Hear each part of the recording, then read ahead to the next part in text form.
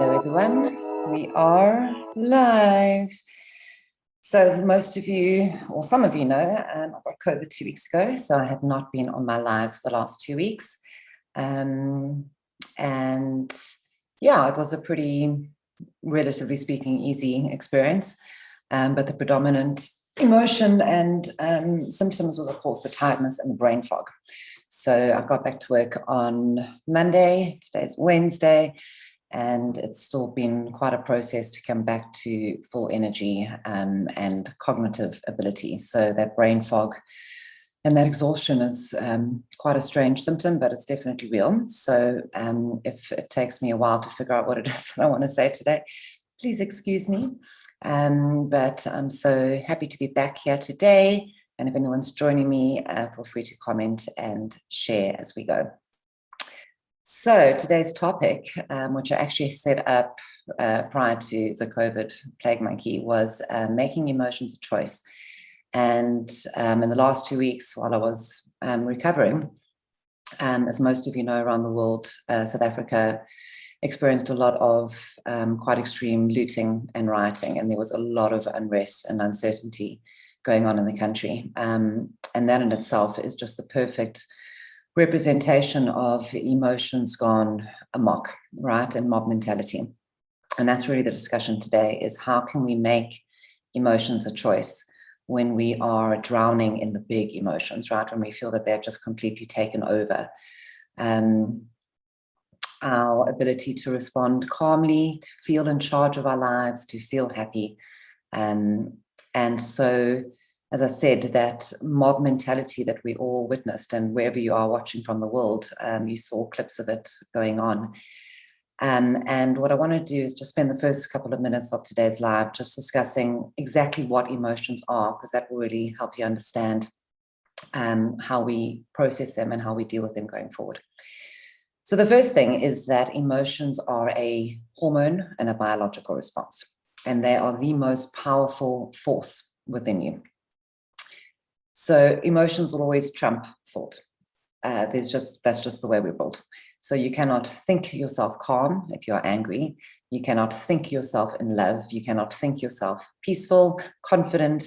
You cannot think your way into an emotion that you want to experience or that you want to stop experiencing. So the real choice, the real power that comes in with when you are trying to navigate your own emotions, and if you found that you are frequently at the mercy of them, right, these huge, big responses that you get, whether they're fear-based or anger or anxiety-ridden, if you're finding that this is kind of like a daily occurrence for you, where you feel like you're always battling your own mind, and quite often people misinterpret what it is that they're battling, because they kind of skip over the feeling and get into the thoughts that are attracted by the feelings, right? Now, although the emotions are the more powerful force within our beings, they always come together prepackaged as a little team with thoughts. Now, the nature of our thoughts will be determined by the nature of the emotion. So if you are feeling really, really angry, you're going to have resentful thoughts filled with frustration, and get lost in revenge, plotting, and whatever the case is. Similarly, if your emotions are based on anxiety and fear and low self-confidence, you're going to have the same thoughts. Why am I not good enough? Why can I never get anything right? Why can I not progress in life? Why does everybody hate me, etc.? So before we go on to how to manage the thoughts, am I talking really slowly? It's so weird. It's like I feel like the real me is like there, and all my energy and like capacity is like there, but it's like this doorway. Anyway, every day a little bit stronger. We have to be patient. So where the difficulty comes in is, I find certainly with a lot of my clients that I work with and people that I speak to in my life, is that a lot of people become passengers to their emotions. Okay, so this huge emotional response rises up within us, whether it be anxiety, fear, anger, whichever the nature is that you're currently experiencing. And then we kind of get taken on this ride where we become this mindless passenger to what it is that we're experiencing. And what happens when we respond in that way is that it very often leads us to quite a bit of regret and powerlessness. So, for example, if you're experiencing a lot of anger and you respond in a really big way and you're hurtful and you throw words at another person, or you take any form of action on that emotion, once that emotion has passed and you're come back to a calm state, then it's just like you've created this terrible cycle within yourself where you go back and you now regret your actions, and that self-recrimination and that self-judgment kicks back in. And so we kind of get stuck in this cycle that can last your entire life if you don't take charge of it. And that's what we're going to discuss today. Okay, definitely I'm going to be referring to notes today because my brain is so slow. Okay, so because emotions are a biological response, we cannot choose how we feel. And our emotions are a valid truth. Okay, we're not feeling something that doesn't exist. Now, obviously, our own personal responses are going to be shaped and determined by two things: our internal response and our external response. Now, the internal kind of creation of the emotions, our response to our emotions, is going to be determined by your own experiences in your life and all the myriad of little things that formed your trigger points, your wounds, your memories, your relationships, etc. Right? All the inside stuff within you that has, let's call it in a nutshell, judgments. Right? What do you have judged to be acceptable, unacceptable, good, painful, threatening, attractive, etc. And then we have the external stuff. Now, the external stuff is other people's behavior, choices, actions, and of course, even beyond that, more global events that we are responding to. Point in case, the last year of our lives with the pandemic. So the opportunity for emotional response is going on continuously. As I said, we have external events that are triggering us. And then, of course, we have our internal perspectives and judgments of how we are viewing certain things in relationships and events that create this really constant whirlpool of emotional governance, right? And now this governance, if we come back to the biological system of the body, this governance is there for a very specific reason, and that's, of course, for our survival. Do we need to respond in a certain way to ensure our survival? Is something threatening or not? Do I want to be moved towards this? Is this a good thing? Am I attracted to this person, to this job opportunity, and to this new thing in my life? Or conversely, is this a threat to me? Now, obviously, that's where the thought and the judgment comes in, which is unique to everybody, what we determine a possible threat or not. Okay, so how do we make emotions a choice? If it is such a automatic biological response, okay, that we can very easily become passengers to, where is our power and our ability to direct how we respond to it? Now, I did a little meditation prior to this, and these are the two things I'd like to share with you. See this as emotions, right? And also what I said in the title was the secret to vulnerability. And when we can authentically share our emotions in a healthy way, not through reacting, being passengers to them, all right, but to using them as a means for connection and for honesty and for true authenticity. So picture this right here as how we would like to be, right? A free expression of all of ourselves, okay, which is very much for me the opposite of perfectionism, because if each one of these little bowls of emotion represent the full human spectrum of the emotions that we all go through. And of course, remember, each one of those little emotions has a massive data bank of thoughts that go with it, right? We tend to show our confidence, our excitement, all the good parts, right? This is kind of like the first date representation where we only show the good parts of ourselves. But in those little bowls of emotion is shame, anxiety, worry, fear, doubt. And it's these parts of ourselves that we try and hide from others and very often from ourselves. And then the second card is this one. And this is really the thoughts. right? The thoughts that are attracted to the emotions, and that will govern how you express your emotions and whether you are going to be in charge of your behavior, your internal response to the emotions, or if you are going to get dragged down. I mean, look at this lady, she's being dragged all over the ocean with no direction, right? And it's quite a sad, dark little picture, which is quite a good representation of what we're talking about. So we have emotions, and then we have the thoughts. We have no power over our emotions. We just don't. They're a biological hormonal response, and they are what they are. Where the choice comes in is if we're going to take action on them.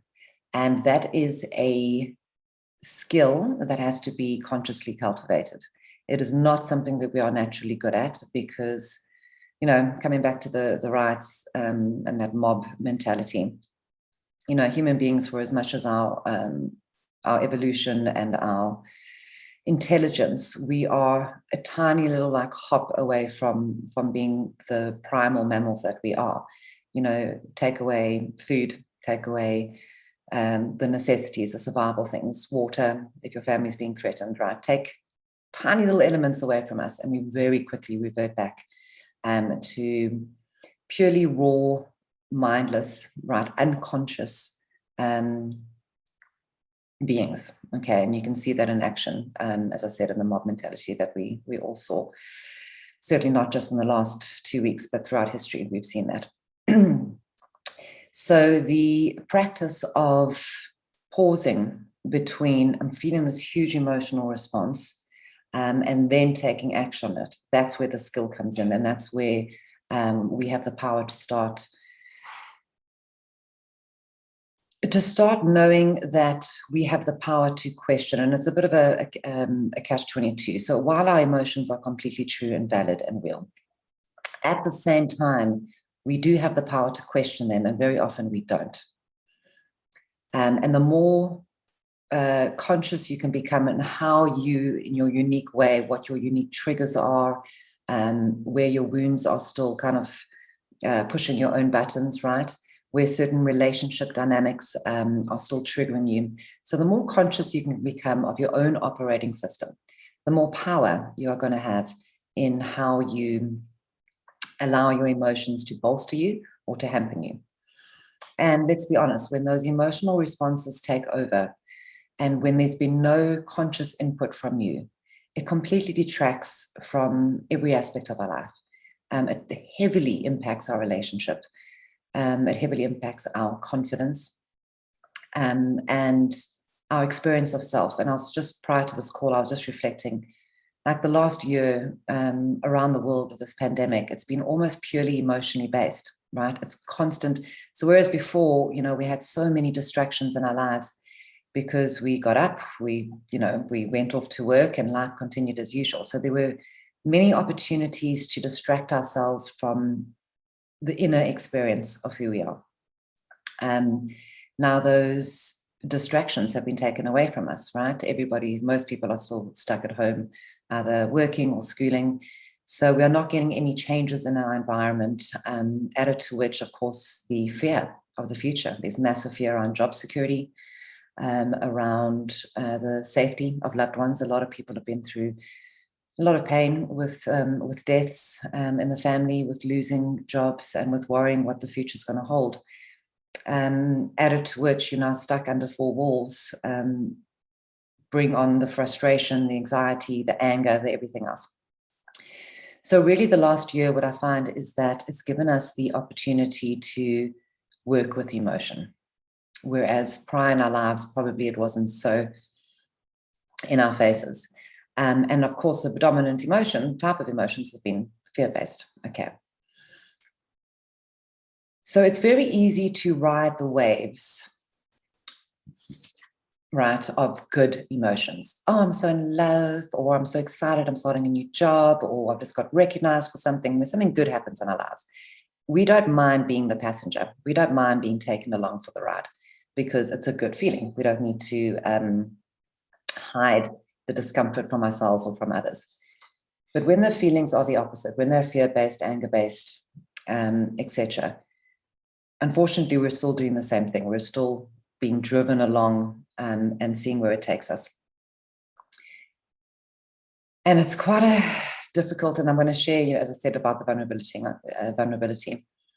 Coming onto this call now, although I'm feeling so much better, I feel, as I said, utterly slow and stupid, and so I was feeling vulnerable. Like, can I do this properly? I'm normally so energized and so excited about these lives, and this is what I've learned in my own practice and within myself as well. And this is why I'd like to share this with you, is that when we can name our emotions, our feelings, as opposed to acting on them,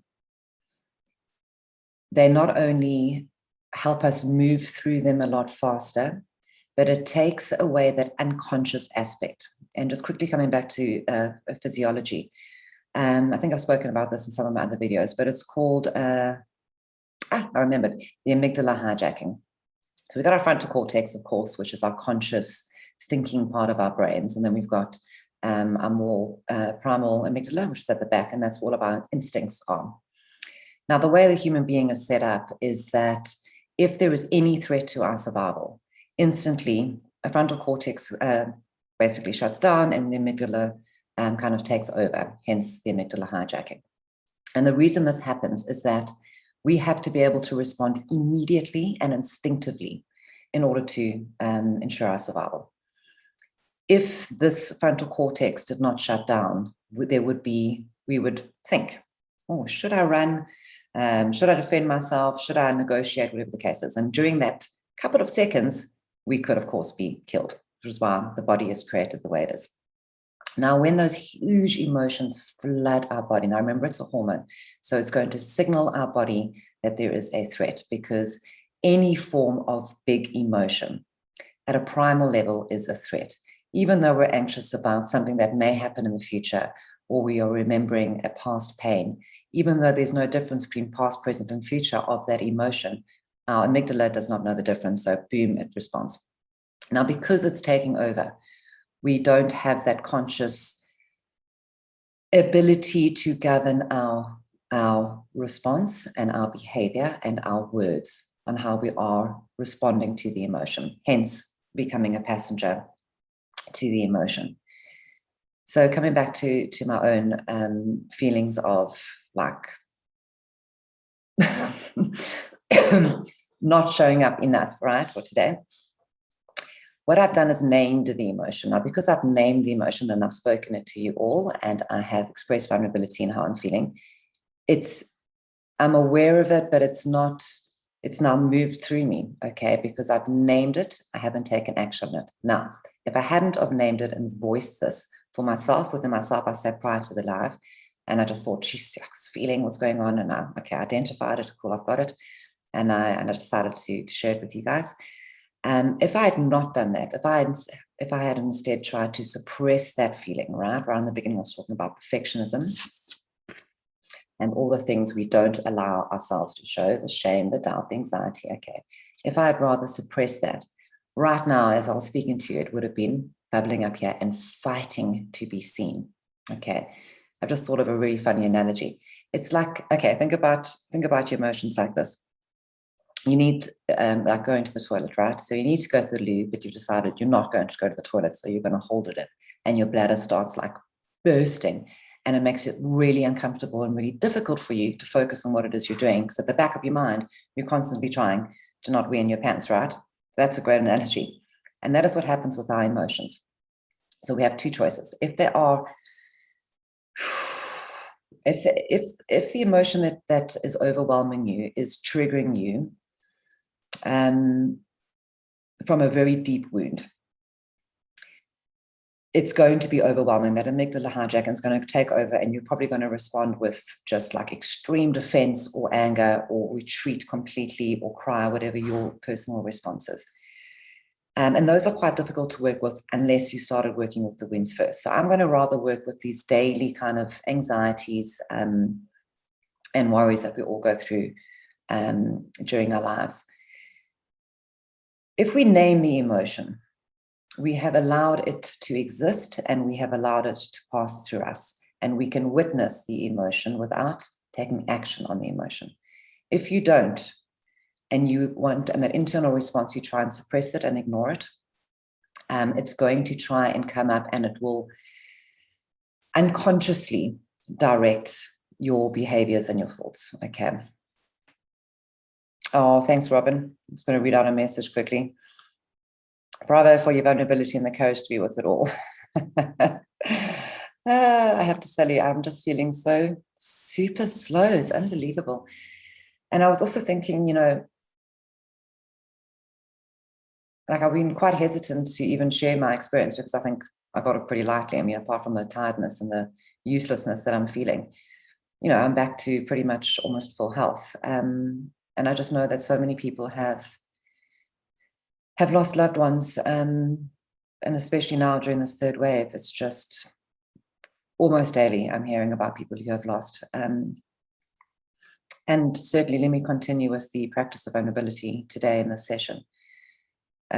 Because I've worked with my processes, my emotions, my responses, my triggers, my wounds, because I've worked with it for so many years, I tend to forget. It's because it's easy for me to identify the emotion, to either speak it if it needs to be spoken to, or just as an internal allowing, right, if I want to do it privately, because I'm so familiar with it and it kind of happens in the background. For me, I tend to forget that that emotions can be a really scary, intimidating, and overwhelming experience for a lot of people, specifically the big ones, the huge anxiety that creates that self-doubt, the fear, what can I do? What action can I take? What is my future going to look like? Am I going to lose my job? Am I going to lose my relationship? Are my children going to be safe? And these are really big, fundamental, core issues that have really come to the forefront of all of our lives right now. And I'm going to probably sound like I'm contradicting myself. So when I said emotions are catch-22, let me explain that further. On the one hand, they are real. Of course they're real. Everything that you feel is valid. But it doesn't mean you have to believe it. You can question it. And that's another place where you have choice, is you can question your emotions. I was chatting to one of the ladies on my group yesterday. She sent me a message and she was saying, she's feeling like she's being judged at work. She's taken some action. She's been assertive and stood up for herself, really getting out of her comfort zone. Well done to you. But now that she's gotten out of her comfort zone and taken this action, she's kind of like retreated back, and she's presuming that people are judging her in a certain way. And what I said to her was, realistically, we like to think we know what other people think and feel. Realistically, we absolutely have no idea. So this feeling of worry that she's busy experiencing, and this anxiety of like, are they judging me? Did I do the wrong thing? This doubt that she's stuck in. That is where we can question. Now, is she feeling that anxiety? Yes. Is she feeling doubtful? Yes, 100% is true. But can we pause and can we question it? Because the power of questions is when we kind of kick ourselves out of that unconscious, purely biological, hormonal response, right, instinctual response, into the thinking, back into the frontal cortex, thinking part of our brains. And this is where the practice comes in. This is where the choice comes in. Choice is consciousness. Choice happens in the frontal cortex. And the skill comes in when we remind ourselves, hang on a second, I don't have to respond to this fear. I don't have to respond to this doubt. I don't actually have to even believe these emotions. The emotions have come up. Yes, I understand that. It's a normal biological response. It's a normal response for me, considering my background, my history, the stresses in my life right now. But do I need to believe it? And do I need to get sucked along for the ride? Okay, because when this spits you out at the end, you're finished, right? And all you've done is you've allowed this erosion within you, this erosion of your confidence, your motivation, your self-esteem. When we allow ourselves to be passengers, to be dragged along by those big emotions, we erode our personal power. So to stop and to question the emotions, we can go very quickly. I'll explain that to you. You go, okay, this is what I'm feeling. And that's fine. This is what I'm feeling. Do I choose to act on it? Do I choose to follow it down the rabbit hole? That's where the power comes in. And that is a process you can do privately within yourselves, definitely. And think about the big triggers in our life. So we've got money, big trigger, job security, am I paying my bills at the end of the month, etc. And then, of course, we've got our intimate relationships.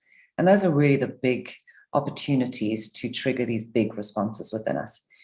And I've always said that our body is a map, a beautiful map, and everything that's happening in it is, and all the responses and the things that we are feeling and thinking and experiences are just little markers, right, of where we are limiting ourselves, or where there are still blocks where we need to go in and look at and nurture, etc.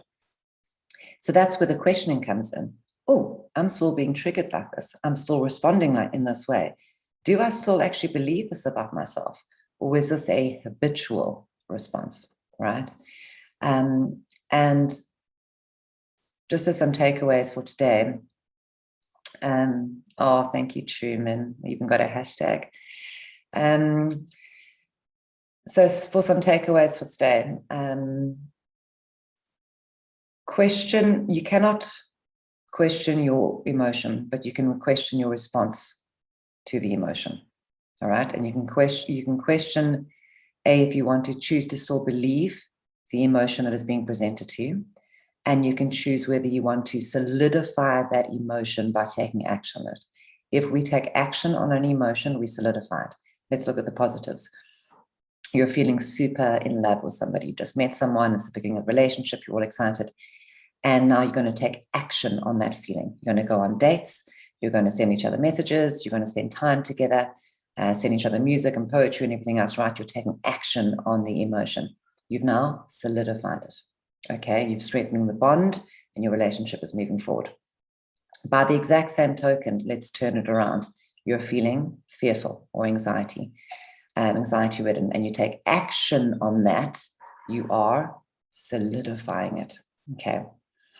So you have the power to choose whether you want to take action on an emotion. And secondly, you have the power to question whether you still want to actually believe that emotion or not. And there's a slight difference between believing the emotion or pretending the emotion doesn't exist. It exists. You're feeling it. You're feeling everything that you are. But it can stop there, right? You can allow it to flow through you. You don't have to then take action, because it's the action that gets us into trouble, right? We look at that mob mentality and all the riots that happened in South Africa. Huge feelings of anger and righteousness and frustration. And I think a lot of people caught up in those riots didn't probably intend to do what they did. But that emotional response comes up, amygdala takes over, and that conscious thought just shuts down. And this is the power that we forget in our daily lives, and that we have to keep checking back in and reminding ourselves, and even remind the loved ones in your life, how can we support each other? Don't do it while someone's in the midst of an emotional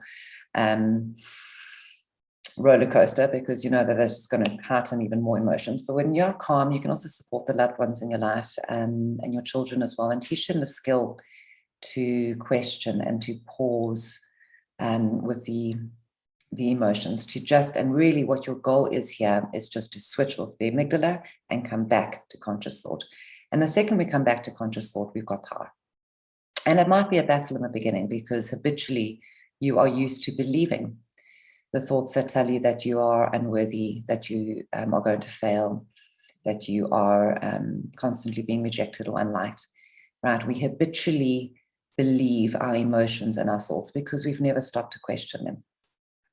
And this is a skill that becomes pretty second nature if you dedicate some time to it. And if you are battling to do this little pause moment in the midst of an emotion, come back to it straight afterwards.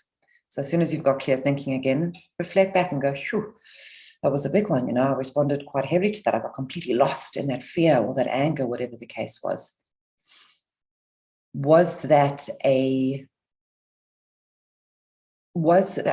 Question how you responded, I'm saying, and then soon you can shorten the gap, and eventually from that reflection to that in the moment, right? You'll be able to do that a little bit more. I can't even vaguely think of the word. Oh my goodness. I'm just reading the messages here.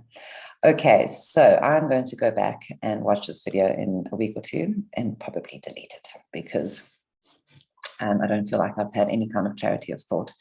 But if there were some little takeaways there for you, I hope you put that into practice. I've missed you guys. Hopefully by next week, I will be a little bit more compos mentis and have a bit more energy. Certainly in terms of vulnerability and emotions, the predominant emotion that I have been wrestling with the last 2 weeks is